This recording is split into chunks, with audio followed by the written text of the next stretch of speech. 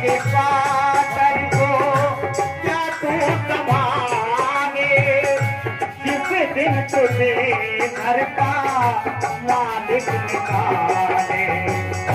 भाड़े के पाकर को क्या तू संभाले, जिस दिन तुझे घर का मालिक निकाले। इसका किराया भी भरना पड़ेगा, उसका किराया भी भरना पड़ेगा। आया कुटी खाली करना पड़ेगा।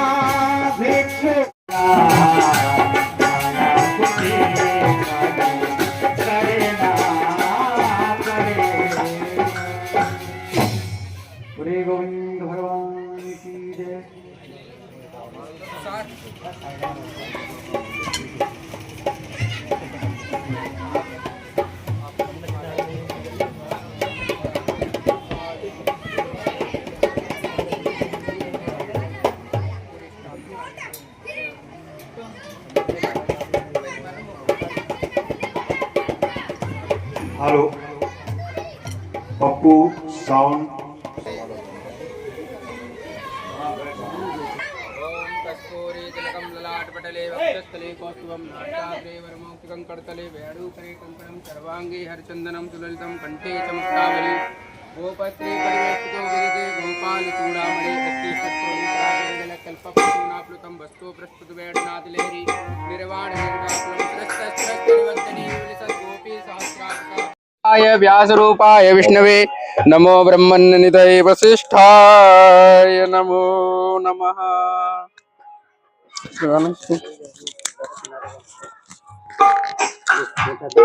गुरुर्ब्रह्मा गुरुर्विष्णु गुरुर्देवो महेश्वरा गुरु साक्षात् परं ब्रह्म तस्मै श्री गुरुवे नमः।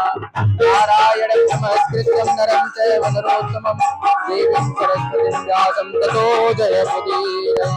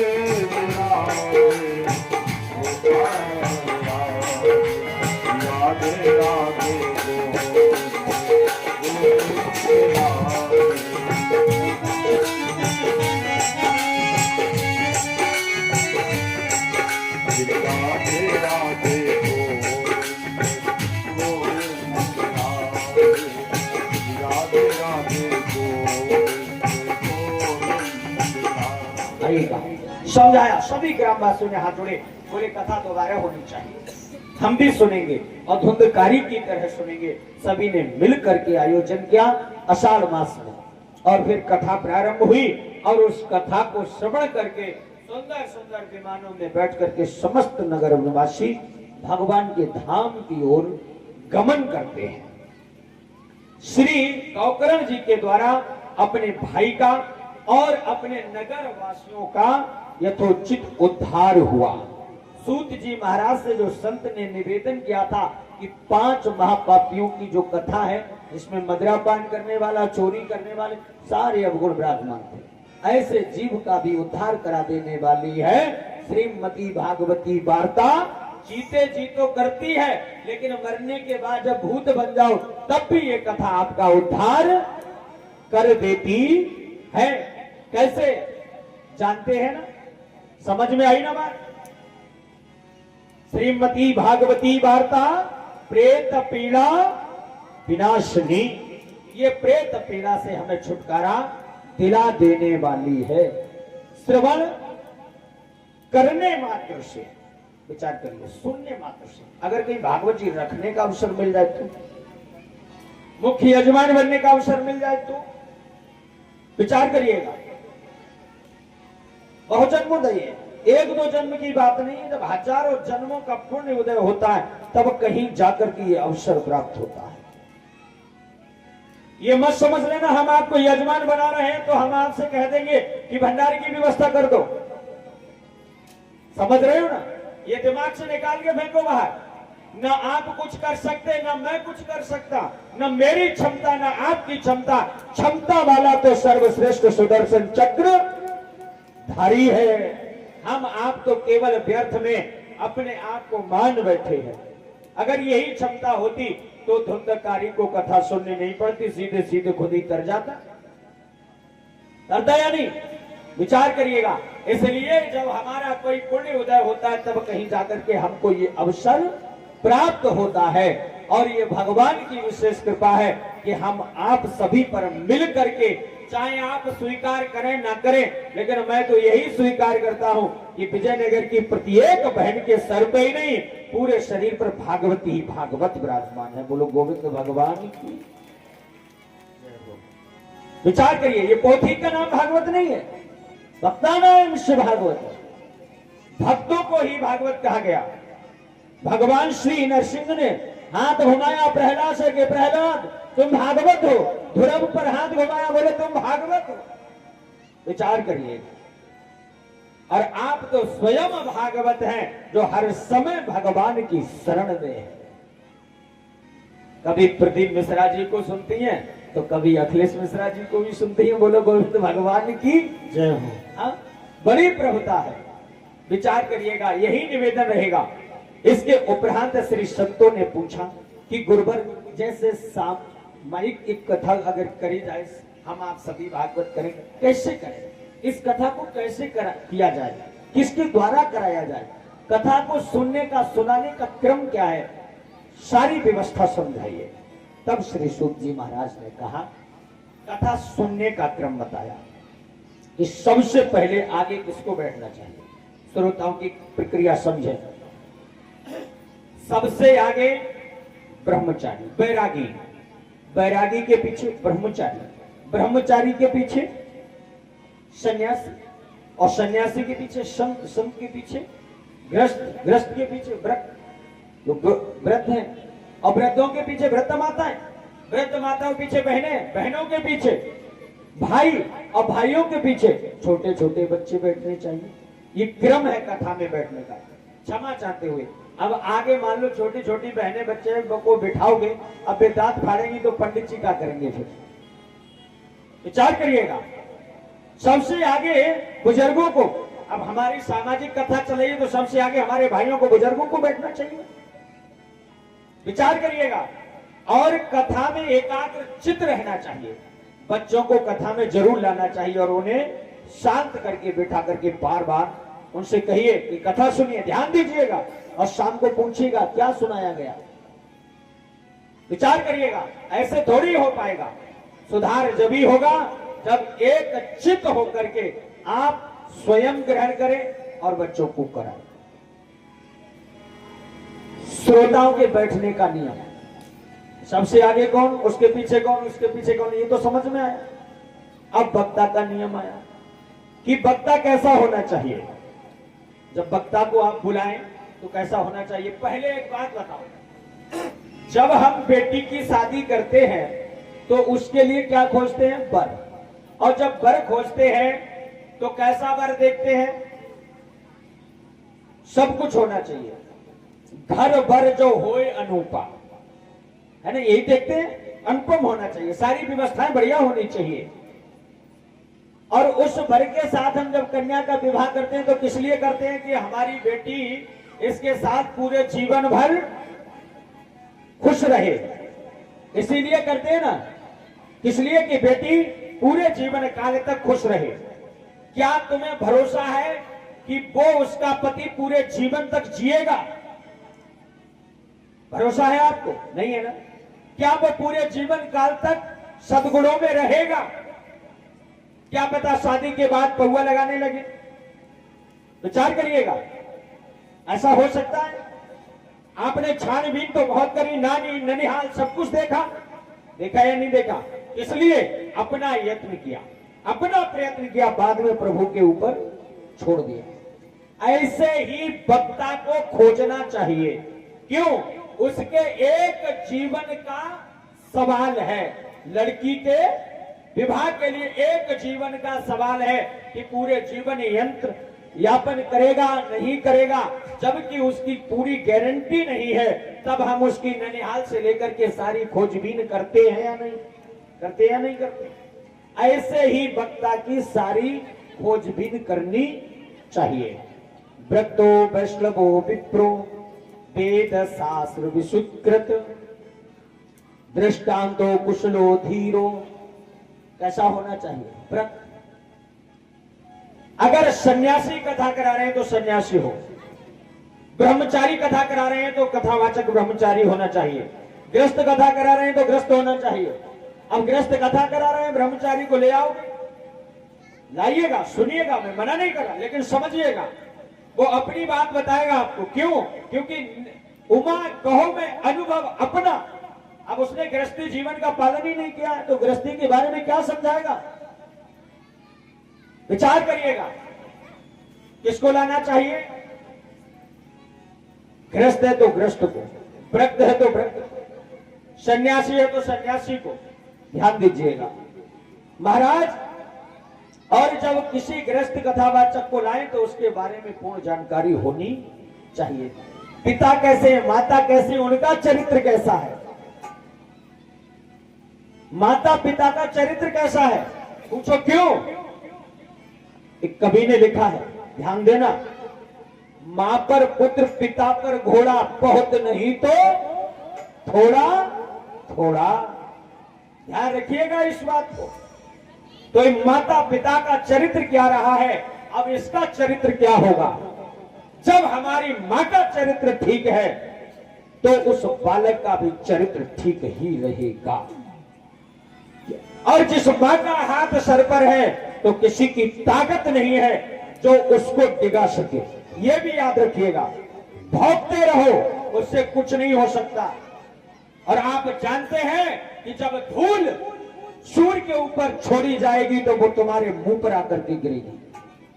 विचार करिएगा, लेकिन अपनी सत्यता में कभी डिगना नहीं चाहिए। अपनी सत्यता को, अपने चरित्र को बचा करके रखना चाहिए। विचार करिए, उसकी पूर्ण रूप में खोज करनी चाहिए। छिप करके देखिए चरित्र क्या है, सारी जानकारी लीजिए, पूरा पहचान कीजिएगा, उसके बाद ला करके उसको व्यासपीठ पर बैठाइए। क्यों? क्योंकि ये कथा सुनने के बाद आवागमन के चक्र से मुक्त करा देने वाली है। वो तो केवल एक बार के जीवन की खोज है, ये तो आवागमन से छुट्टी दिला देने वाली। पुनरपि जननम पुनरपि मरणम पुनरपि जननी जठरे शयनम। बार बार मां के उदर में आने जाने की झंझट खत्म करा देने वाली है। तो ऐसे को लाइए जो ये झंझट खत्म करा सके। ऐसे को मत लाइए, अब हम जैसों को ले आए, हम खुद ही झंझट में पड़े, तुम्हें क्या कराएंगे? बोलो गोविंद भगवान की जय हो। अच्छा, हम करा पाएंगे झंझट थोड़ी बहुत खत्म या ना? सही बताइयो, है करा पे बोलो सच्चे दरबार की जय हो। हमें जय भरोसा हो। पूछो क्यों?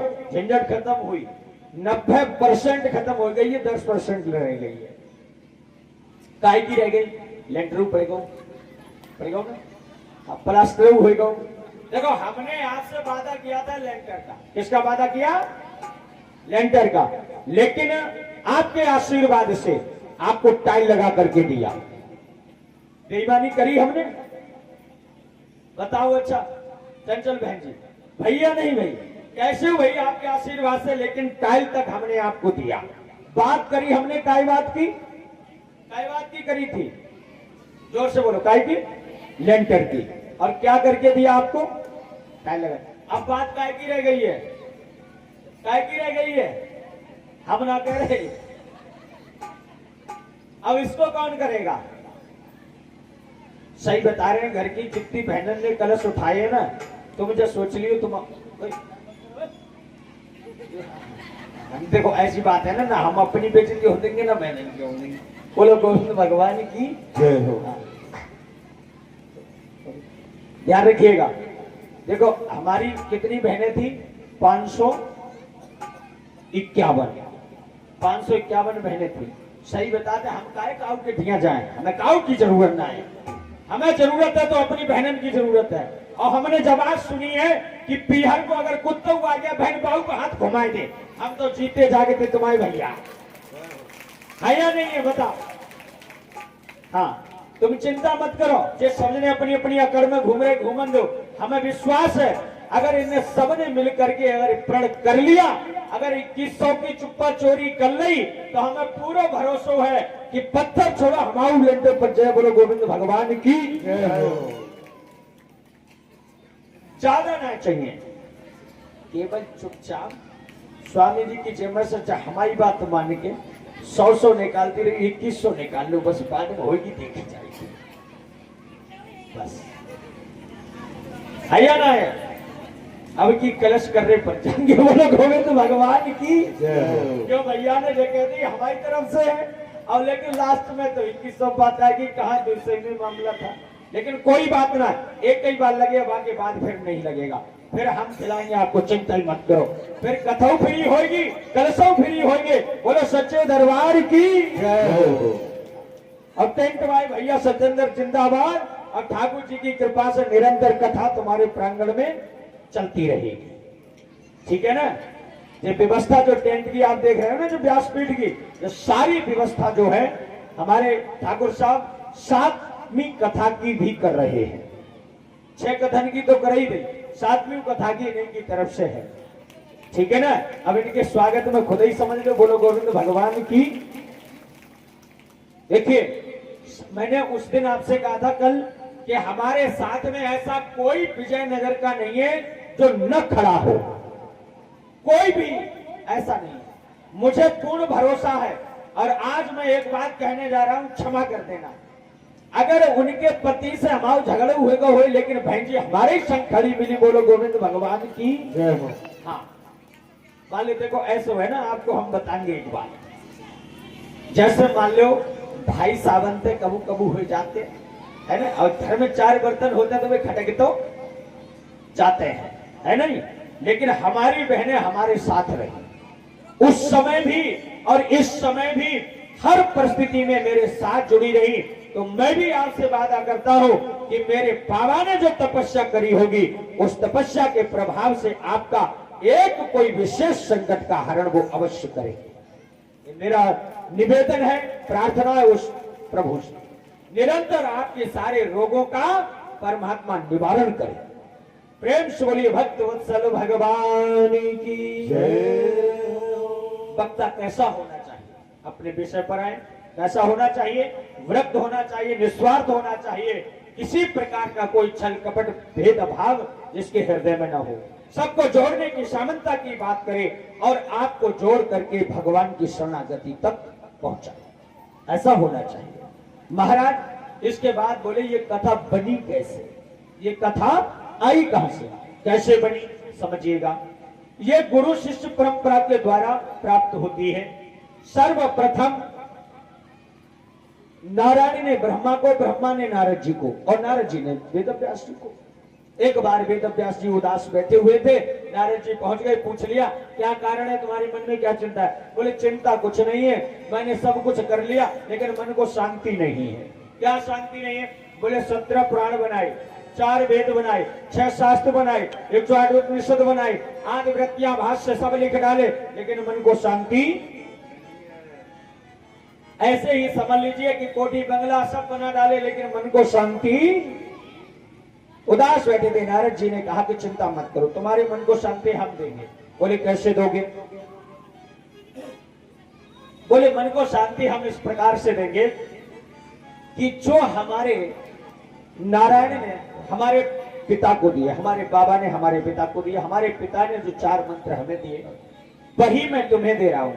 उन 4 मंत्रों को श्री व्यास जी के कान में दिए गए और व्यास जी ने उन 4 मंत्रों के द्वारा 18,000 श्लोक, 335 अध्याय, 12 स्कंद बना करके इस पुराण को तैयार कर दिया।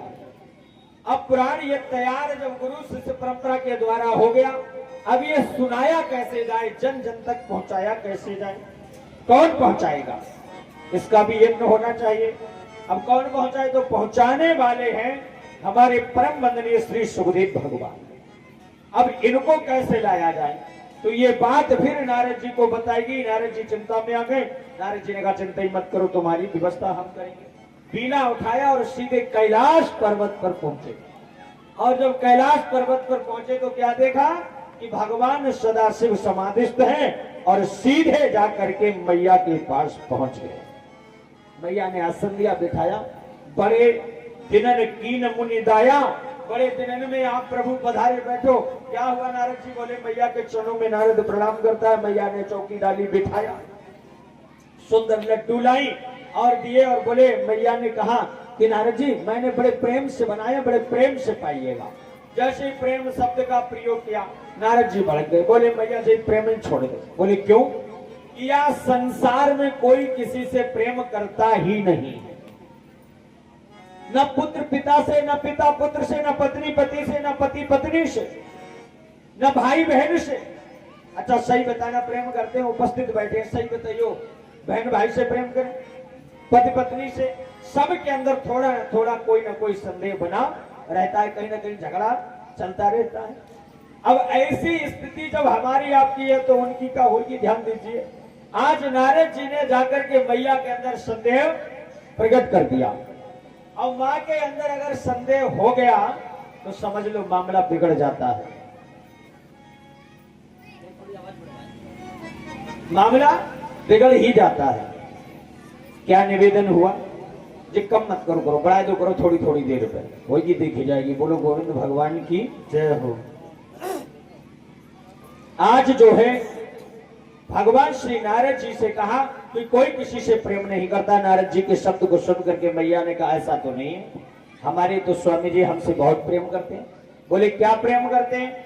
बोले हमसे इतना प्रेम करते, इतना प्रेम करते हैं कि जो तपस्या में या समाधि में जो प्रभु का दर्शन पाते हैं वो भी आकर के मुझे बताते हैं।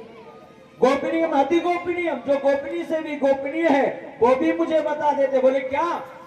बोले जो गुरु जी के द्वारा दिया हुआ मंत्र कभी किसी को नहीं बताया जाता।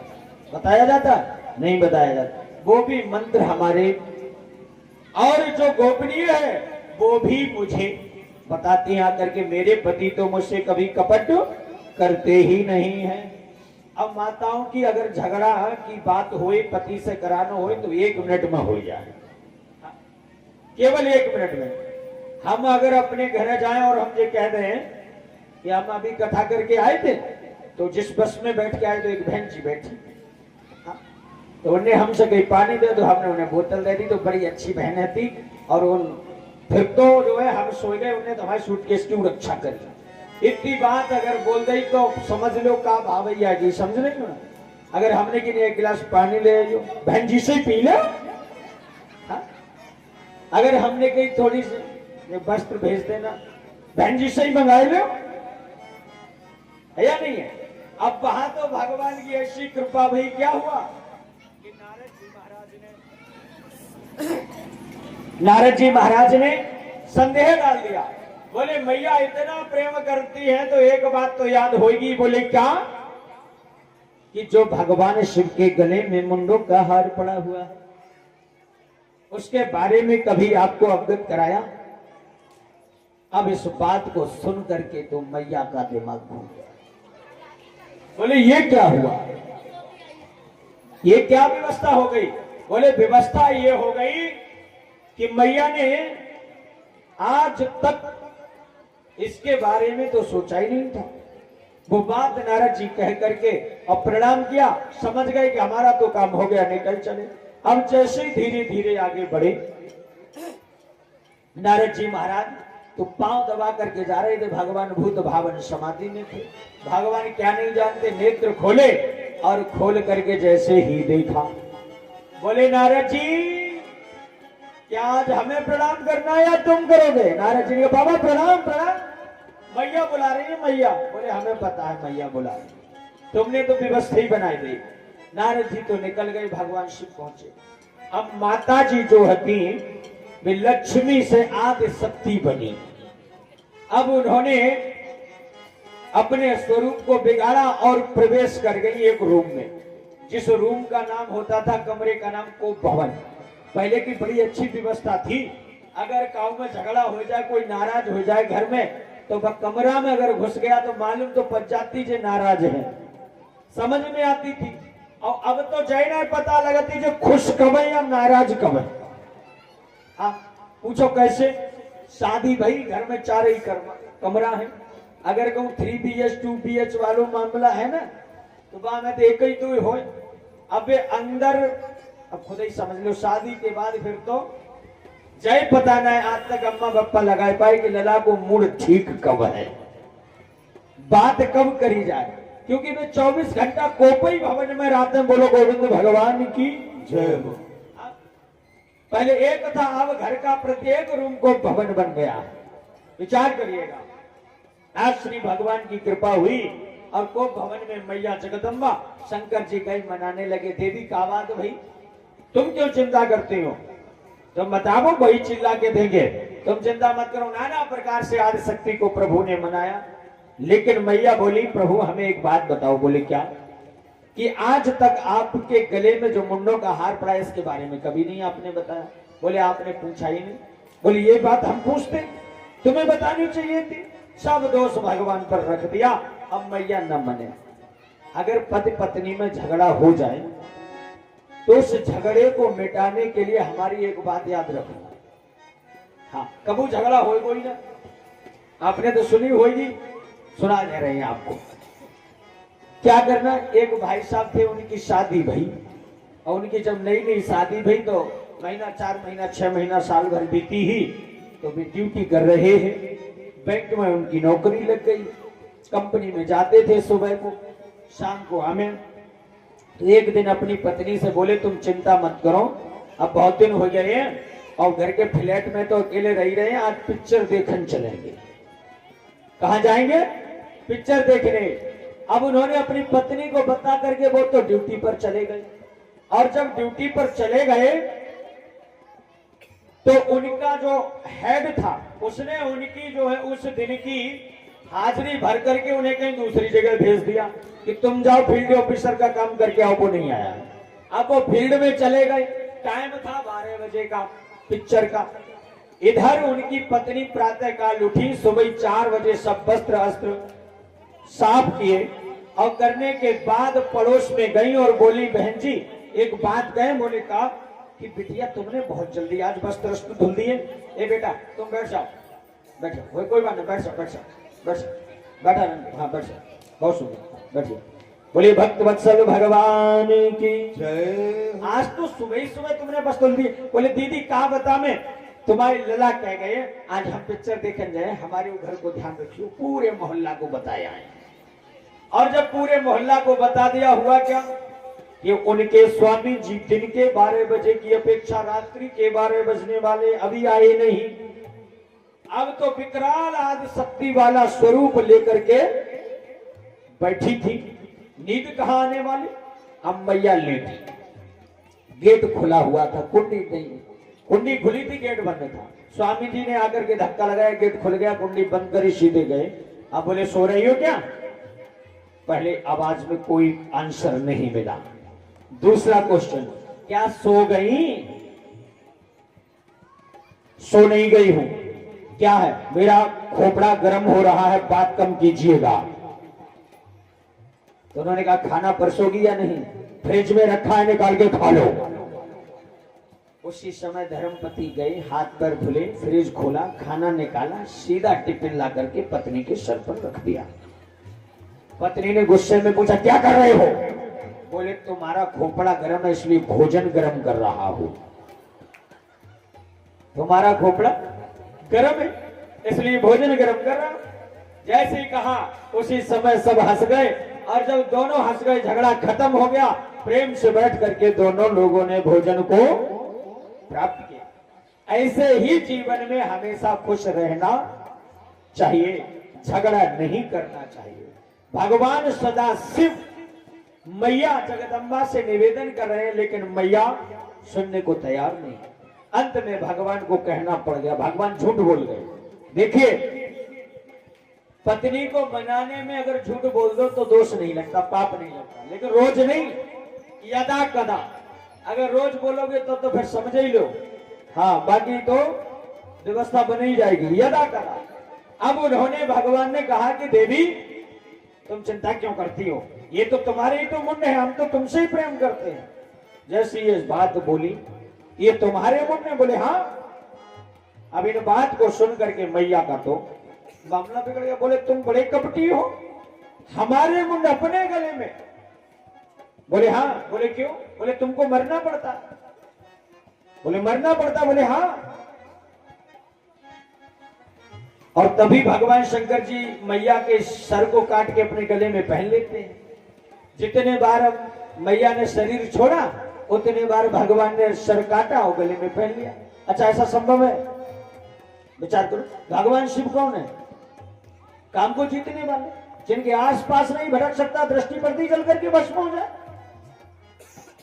भगवान ने मैया को मनाने के लिए ये मिथ्याभास किया। और आपको बताऊं, ये जो मुंड है वो केतु के मुंड है। जब समुद्र का मंथन हुआ, अब की बार भगवान की कृपा हो गई, वो पर्वतों हम लोग नजदीक समझ लो पहुंच गए। मद्राचल पर्वत का भी दर्शन हम लोगों को हो गया। हाँ, ठाकुर जी की बड़ी कृपा रही, और नारायण की कृपा ऐसी बरसत रहेगी तो जितने जितने तीर्थ है सभी मिल जाएंगे धीरे धीरे, जिससे समुद्र मंथन हुआ देवगिरी। तो महाराज आज भगवान की कृपा से समुद्र मंथन से अमृत निकला। उस अमृत को पान कराने के लिए भगवान ने मोहिनी का रूप धारण किया, और सभी देवताओं को जब पिलाना शुरू किया तो केतु खड़ा था। चंद्रमा ने उन्हें बता दिया, भगवान ने सर धड़ से अलग कर दिया। उस अमृत के कलश को चंद्रमा के हाथ में दे दिया गया, और चंद्रमा के पीछे वो जो कि जब अमृत पी लिया तो वो अमर हो गया। भगवान ने सर काट दिया, सर पीछे पड़ गया चंद्रमा के। चंद्रमा भागे नासिक, उज्जैन, फिर कहां पहुंचे? प्रयागराज, फिर कहां पहुंचे? हरिद्वार। और जैसे ही हरिद्वार पहुंचे, वहां से समझ लिया चंद्रमा ने कोई नहीं बचा सकता, सीधे कैलाश। भगवान शिव के पास गए, दोनों हाथ जोड़े, बोले प्रभु मेरी रक्षा करो, केतु मेरा कुछ बिगाड़ न पाए। भगवान का तथास्तु। इतने में केतु आ गया। केतु ने कहा कि भगवान मुझे वरदान दो, मैं इस चंद्रमा को चबा के खा जाऊं। भगवान ने कह दिया तथास्तु। भगवान शंकर की तो बड़ी विचित्र लीला रही है या नहीं है? उससे कह दिया तथास्तु, उसने कहा चबा के खा जाऊं, बोले तथास्तु। अब केतु ने चंद्रमा को अपने मुख में रखा, और जैसे ही मुख में रखा तो विचार बदल गया, अब चबाओगे क्या, सीधा ही सटक लो। अब ये भूल गया कि नीचे हमारा कुछ मामला है नहीं, केवल गर्दन गर्दन है। जैसे मुख में रख के नीचे सटका तो सीधा कूद करके भगवान शिव की गोद में। इतने में सभी देवता आकर के पुष्पादि वर्षा करने लगे और बोले प्रभु ये तो चंद्रमा बहुत अच्छा है, इसे गोद में नहीं सर पे होना चाहिए, इसने तो अमृत की रक्षा करी। भगवान ने कहा बेटा तुम यहाँ आ जाइए। उन्हें तो अपने सर पर धारण कर लिया। मुंड ने कहा इन्हें तो आपने ले लिया, हमारा क्या होगा जो हमने अमृत पी लिया है। जितने भी बूंद गिरते उतने मुंड तैयार होते हैं। बोले चिंता ही मत करो, तुम्हारी व्यवस्था करते हैं। तब क्या व्यवस्था करी? अचमाला मुंडमाला धारी, वो भगवान शिव ने उन मुंडों की माला बना करके धारण किया। समझ में आ गई ना बात? तुरंत जवाब दो, भगवान शिव ने, जगदम्बा की नहीं। वो आदि पराकाष्ठा है, वो साधारण नहीं है, जिसके द्वारा सृष्टि का लय प्रलय चलता है। मधु कैटव संघारे, विचार करिए, कभी मौका मिला तो आपको देवी भागवत सुनाऊंगा, ध्यान रखना, और कभी मौका मिला तो शिव पुराण भी सुनाऊंगा। अब इस बार आपकी कृपा से फाल्गुन मास में शिव पुराण की कथा तुम्हारे इसी सोरों जी के पास में म्यासुर नगर में होगी। सोरों जी के पास में ही पड़ता है। हाँ, श्री भगवान की कृपा है, उन्होंने आग्रह किया, अभी 10-15 दिन पहले ही उनका फोन आया था। तो ठाकुर जी की कृपा से वहां सदाशिव भगवान की शिव पुराण की कथा रहेगी, नवदिवसीय। तो श्री भगवान की ऐसी कृपा कि जगदम्बा को मनाया, और मना करके बोले, तुम नहीं जानती हो कि मैंने तो अमर कथा को सुना है। क्या सुना है? अमर कथा को। मुझे अमर तत्व का ज्ञान है, तुम्हें नहीं है क्या? बोले नहीं प्रभु, अब तो हम भी सुनेंगे। पीछे पड़ गए। जब हट करने लगे तो उन्हें लेकर के सौम्य प्रास पर जाकर के भगवान ने डमरू को बजाया। उस डमरू से 14 सूत्र उत्पन्न हुए। अयो रिल अयो छवरड लड़ यमगणनम जवय गर्दस कपचटक जड़तव कपय शशव हल, ये 14 सूत्र उत्पन्न हुआ। और उसी समय सभी पक्षी उड़ गए। एक शुभ पक्षी का अंडा वहीं पर गिर गया। मैया बैठी, भगवान शिव बने व्यास, और बैठ करके जब कथा प्रारंभ हुई, ऊंचे रघुपति कथा प्रसंगा, और जैसे ही कथा प्रारंभ भई तो भगवान ने शर्त लगा दी। एक बात याद रखना, बोले कौन सी? जब हम लोग कार्तिक की कथा करते ना, 1 महीने की, 1 महीना कथा सुनी और सुनाई जाती है, तो उसकी लास्ट वाली लाइन में क्या लिखा होता है? कहते सुनते हुंकार भरते बोलो सच्चे दरबार की। जब भी कथा सुनो तब क्या करना चाहिए? कहते सुनते हुंकार भरते, ये पता रहना चाहिए आपको कि आप कथा में हैं। ओम शब्द का उच्चारण करते रहना चाहिए। जैसे ही आप पर मेरी दृष्टि पड़े तो आप गर्दन हिला दें, क्या करें? जब अम्मा कहानी सुनाती थी, हाथ घुमाती थी, लला क्या करो? क्या करो? जब लोरी सुनाई जाए तो हुंकार दी जाती है ना, उसी प्रकार से कथा में ये अवगत रहना चाहिए आपको भी और हमें भी कि हाँ ये सुन रहे हैं, कुछ इनके भी समझ में आ रहा है। बोले हाँ ठीक है, शर्त लग गई। जैसे ही आपकी ओंकार शब्द बंद हुआ तो मैं भी कथा बंद कर दूंगा। आज महाराज 6 दिन की कथा हुई और श्री भगवान कृष्ण रो रो करके प्रार्थना कर रहे थे उद्धव जी से कि आप वृंदावन चले जाइएगा। इतने में उस वियोग में आकर के मैया का नेत्र बंद हो गया, निद्रा आ गई। और इधर जो सुख पक्षी का अंडा छूट गया था, उसके प्रथम दिवस की कथा का प्रभाव द्वितीय दिवस, तृतीय दिवस, वैसे ही जीव का प्राकट्य हुआ। चतुर्थ दिवस वो फूट गया, पंचम दिवस समझ में आ गया, और षष्ठम दिवस में वो भी ओंकार शब्द का उच्चारण करने लगा। जैसे ही मैया ने वो ओंकार बंद किया और उस सुख ने वो ओंकार शब्द का उच्चारण प्रारंभ कर दिया। अब विचार करिएगा, जैसे ही भगवान के पास लौट करके उद्धव जी आए और भगवान शिव ने जयकारा लगाया, आप लोग भी लगाना, माता जी सो रही हैं। बोलिए गोविंद भगवान की जय। और जैसी जयकारा लगा मैया क्या प्रभु, फिर क्या हुआ जब प्रभु रोई?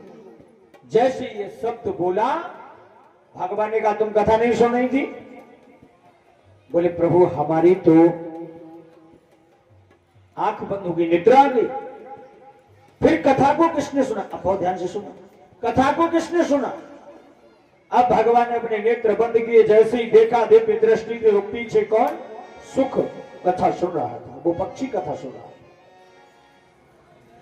भगवान ने समझ लिया जो कथा सुना है। मैया दोनों हाथ जोड़ करके बोली प्रभु अब आप सुनाइए ना, मैं सुनूंगी, ध्यान से सुनूंगी। बार बार आग्रह करने लगी। भगवान कहते नहीं, मैया नहीं मान रही, निवेदन कर रही है। बार बार प्रार्थना करती है कि प्रभु हमारा आपका तो आजीवन का जन्म जन्म का साथ है, हे प्रभु मेरे ऊपर कृपा कर दीजिए, मुझे वो कथा दोबारा सुना दीजिएगा, यहीं से प्रारंभ कर दीजिएगा। क्या निवेदन शब्दों में कर रही है, ध्यान दीजिएगा।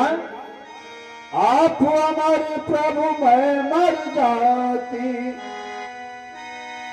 आप हमारे प्रभु मैं मर जाती, लेती जन्म दोबारा, जन्म जन्म का साथ है तुम्हारा हमारा, वो हमारा तुम्हारा, जन्म जन्म का साथ है तुम्हारा हमारा, वो हमारा तुम्हारा, जन्म जन्म का साथ है तुम्हारा हमारा, हमारा तुम्हारा।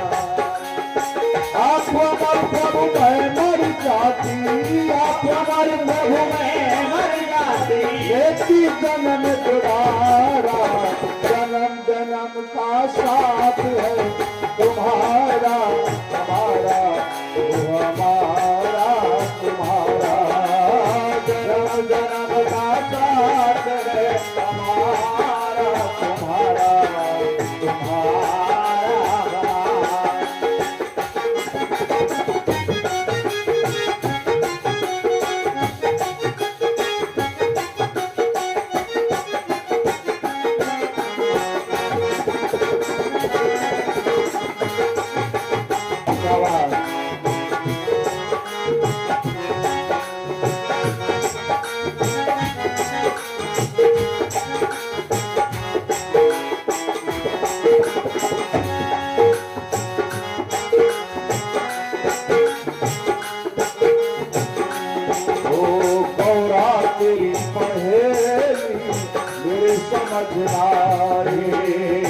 गौरा तेरी पहेली मेरी समझ ना आए, हो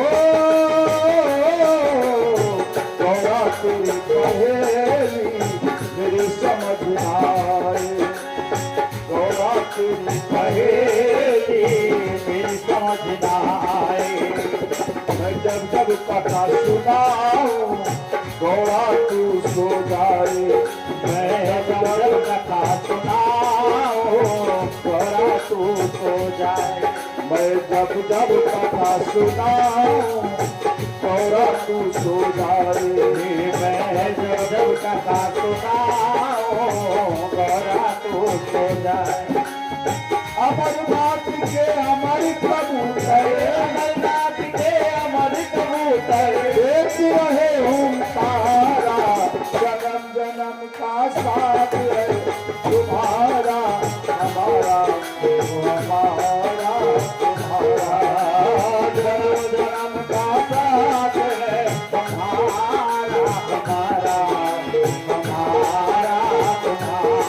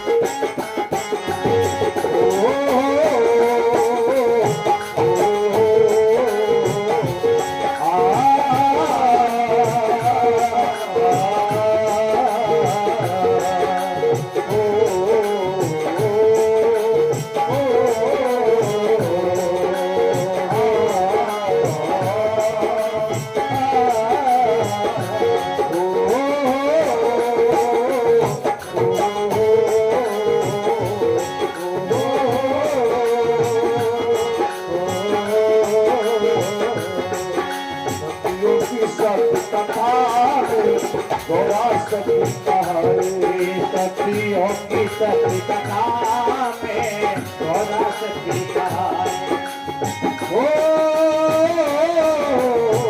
सतियों की सती कथा में गौरा सती कहानी, सतियों की सती कथा में गौरा सती कहानी।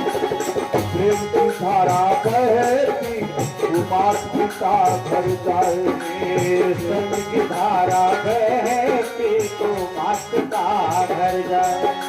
प्रेम की धारा बहती तो मात पिता घर जाए, प्रेम की धारा बहती मात पिता घर जाए। अवन कुंड में कूद पड़ी थी, कुंड में कूद पड़ी थी, अवन कुंड में कूद पड़ी, चोट साथ हमारा जन्म जन्म का साथ तुम्हारा हमारा, हमारा तुम्हारा जन्म जन्म का साथ तुम्हारा हमारा, हमारा तुम्हारा। आप अमर प्रभु मैं मर जाती, आप अमर प्रभु मैं मर जाती, लेती जन्म दोबारा जन्म का साथ है तुम्हारा हमारा, हमारा तुम्हारा जन्म जन्म का साथ है तुम्हारा हमारा, हमारा तुम्हारा। वो जन्म जन्म का साथ है तुम्हारा हमारा, हमारा तुम्हारा जन्म का साथ है तुम्हारा हमारा, वो तुम्हारा हमारा, वो हमारा तुम्हारा, वो तुम्हारा हमारा, वो हमारा तुम्हारा, वो तुम्हारा हमारा। बोलिए गोविंद भगवान की जय हो। मैया ने बार बार निवेदन किया, भगवान शिव ने उठ करके जब दृष्टि डाली देखा तो क्या दिखाई दिया कि शुभ पक्ष ने कथा को श्रवण किया। भगवान ने तत्काल ही अपने त्रिशूल को छोड़ दिया। वो जीव अपने प्राणों को बचाता हुआ दौड़ता हुआ सोने प्राशास्त्रम में मैया विठला के मुखारविंद में प्रवेश कर गया। जाकर के वहां निवेदन किया। भगवान सदाशिव ने कहा कि मुझे बाहर निकाल, तुम्हारे घर में मेरा चोर घुसा हुआ है।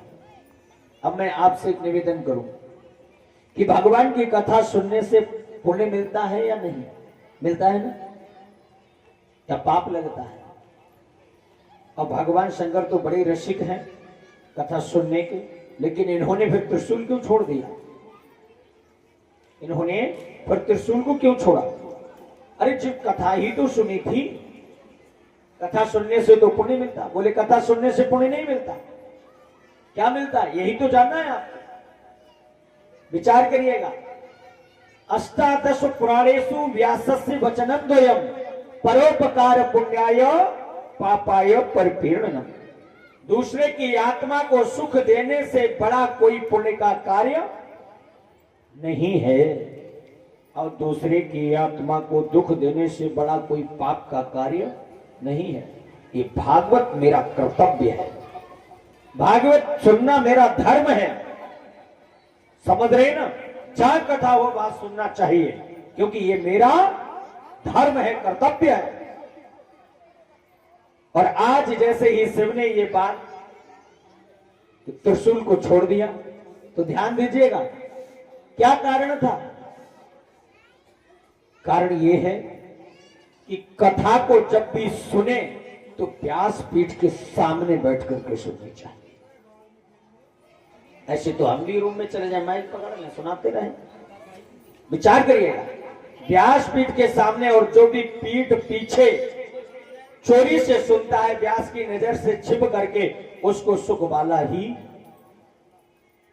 खुद समझदार है, समझिएगा। तो महाराज, लेकिन कथा का प्रभाव क्या है? चाहे वो छिपके सुनी गई हो, समझना, चाहे वो चोरी से सुनी गई हो, उसका प्रभाव क्या है? छिप करके कथा सुनने से हम आप मां के उदर में कितने दिन रहते हैं? 9 महीने। और ये जीव कितने दिन रहा? 12 वर्ष तक मां के उदर से वेद मंत्रों की दुनिया आने लगी।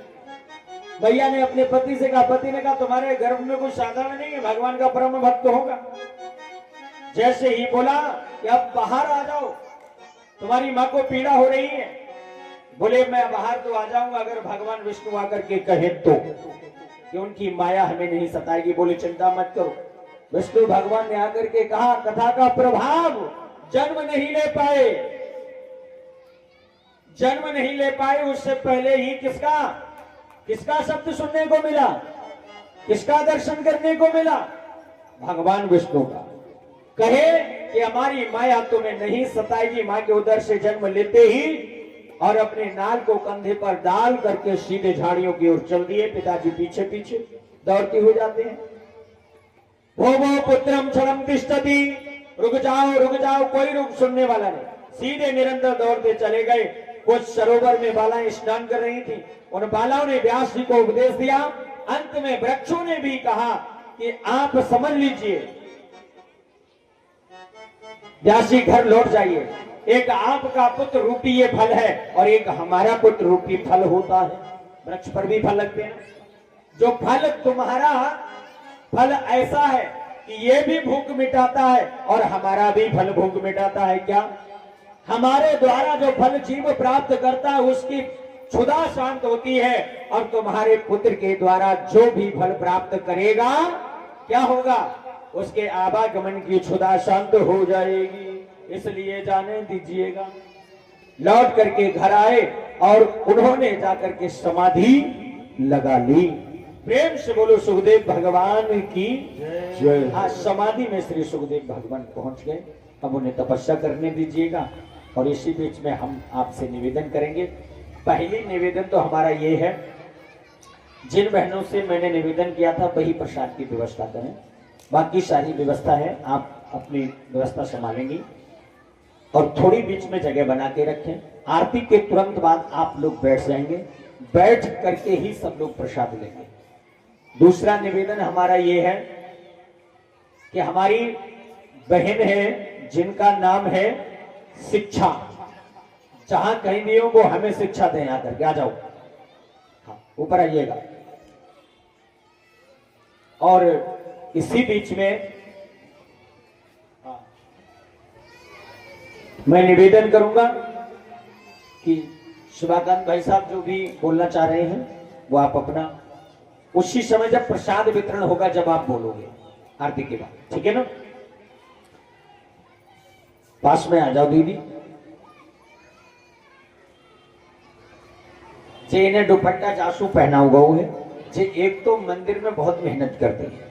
जिस टाइम फोन करते हो चाय से लेकर के सारी व्यवस्था।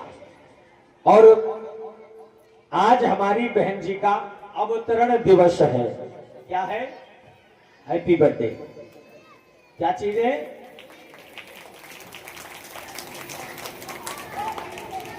प्रेम से बोलिए भक्त वत्सल भगवान की जय। हमारी बहन जी ने हमसे कहा कि हम केक नहीं कटवाएंगे पंडित जी। हमने कहा चलो तुम्हारे अंदर कुछ तो भागवत का असर आया, बिल्कुल मत कटवाइएगा। अरे हमारे जीवन का एक दिन एक वर्ष कम हुआ है तो हम उसमें काटा पीटी क्यों करें? परमात्मा का चिंतन स्मरण वंदन करें। जो बाकी समय है वो प्रभु की शरणागति में हो। साधुवाद है, धन्यवाद है, आशीर्वाद है। जाइए और श्री भगवान तुम्हारे ऊपर हमेशा कृपा बनाए रखें और अपने कार्य में आप सब कुशल प्रवीण रहे।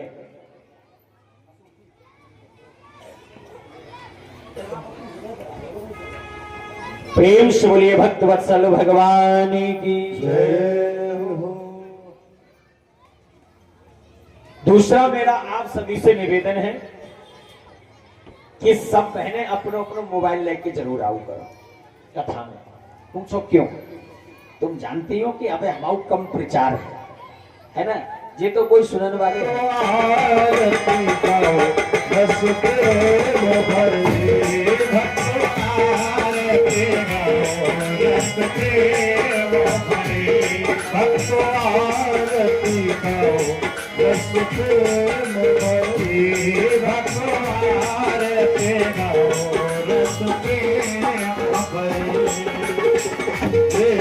भारी रस भाव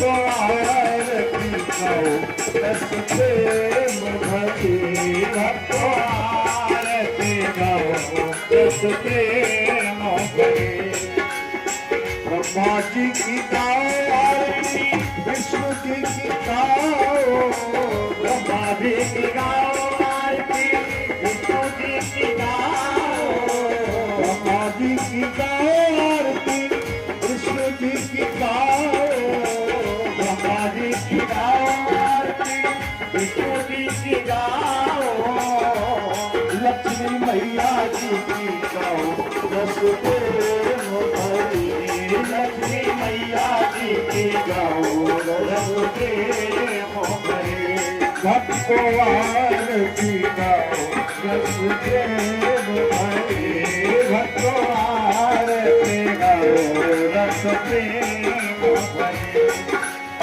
राम जी की गाओ आरती लक्ष्मण जी की गाओ राम जी की गाओ आरती लक्ष्मण जी की गाओ राम जी की गाओ आरती लक्ष्मण जी की गाओ राम जी की गाओ आरती लक्ष्मण जी की गाओ सीता मैया जी की गाओ रस प्रेम भरी सीता मैया जी की गाओ रस प्रेम भरी भक्तो आरती गाओ रस प्रेम भरी भक्तो आरती गाओ रस प्रेम भरी कृष्ण जी की गाओ आरती बलराम जी की गाओ कृष्ण जी की गाओ आरती राम जी की गाओ कृष्ण जी की गाओ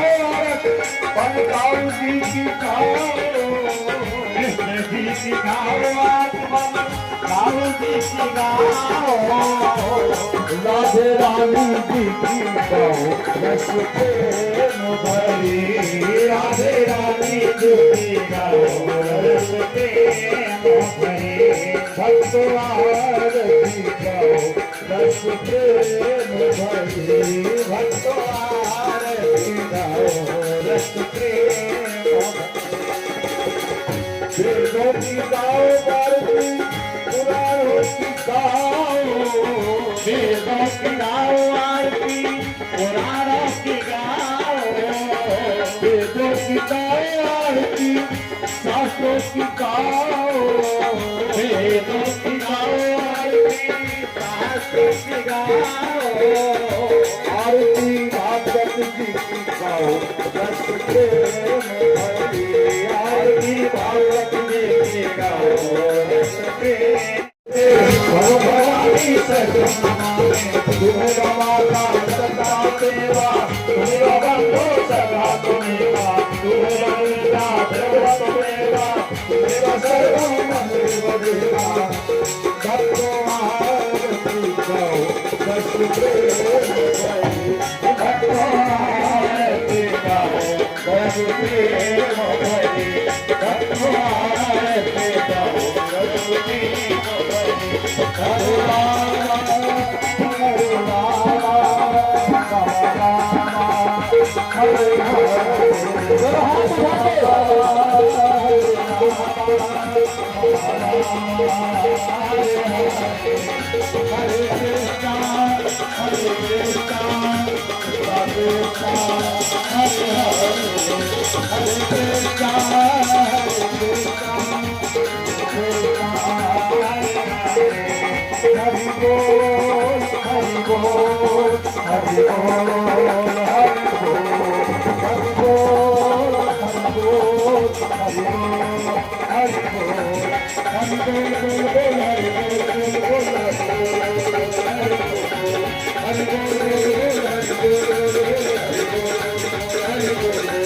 Hare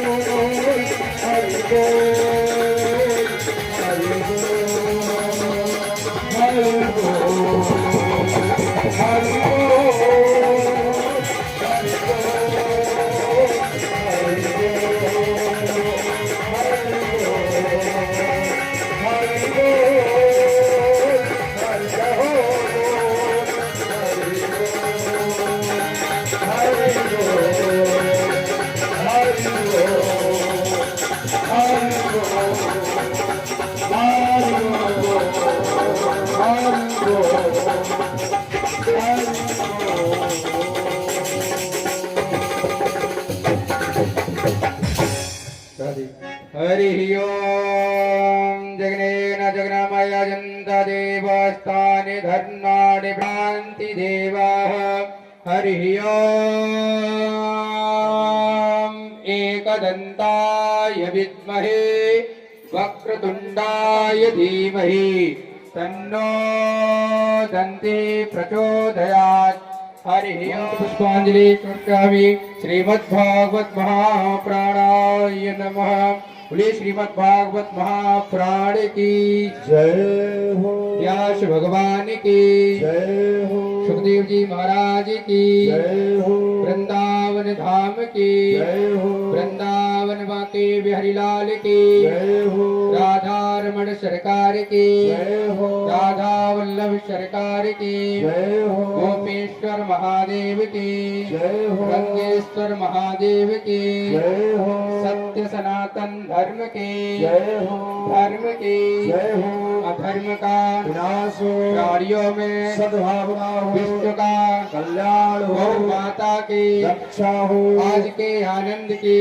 जय हो आज के भक्तों की जय हो आए हुए भक्तों की जय हो आए हुए भक्तों की जय हो जय जय श्री राधे श्याम नमः पार्वती पते हर हर महादेव शंभो सभी बहनें यथास्थान बैठ जाए, जो जहाँ करिए वही बैठ जाइए, प्लीज वहां बैठ जाइए। आप ऐसे मत बांटिए बहन जी, नहीं गलत कर रही हैं आप, बैठ जाइए भाई। जिनको प्रसाद मिल गया वो बेईमानी ना करें, ईमानदारी से बैठ जाए। हाँ बहन जी बांटिए आप, इधर से आप बांटिए, इधर से आप बांटिए, बैठ करके कायदे से प्रसाद लीजिए। जब 4-6 घंटे कथा सुनने की क्षमता है तो 2 मिनट प्रसाद लेने की भी क्षमता रखिए, है नहीं।